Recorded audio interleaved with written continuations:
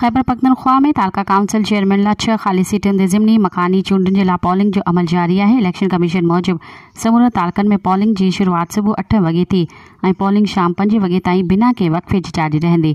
सुबुह खां वठी औरतुनि बि पंहिंजे वोट जो हक़ इस्तेमाल करण लाइ पॉलिंग स्टेशन ते मौजूद आहिनि। पॉलिंग अमल जी निगरानी डिस्ट्रिक्ट मॉनिटरिंग ऑफिसर्स ऐं ज़िले मॉनिटरिंग टीमूं करे रहियूं आहिनि। इलेक्शन कमीशन सेक्रेटरीट मरकज़ी कंट्रोल रूम खां लोकल गवर्नमेंट ज़िमनी चूंडुनि जी मॉनिटरिंग कई पई वञे। पॉलिंग या चूंड अमल के दौरान कानून की भंज कड़ीअ ते सख्त कानूनी कार्रवाई कई वेंदी। याद रहे तो चेयरमैन तालका काउंसिल जी 6 सीटूं इस्तीफ़ाऊं ॾियण सबब खाली थी हुयूं, जिन ते अॼु पॉलिंग थी रही है। मज़ीद ख़बरनि ऐं तफ़सीलात लाइ विज़िट कयो असांजी वेबसाइट www.awamiNewsHD.com ऐं ॾिसंदा रहो अवामी न्यूज़ HD।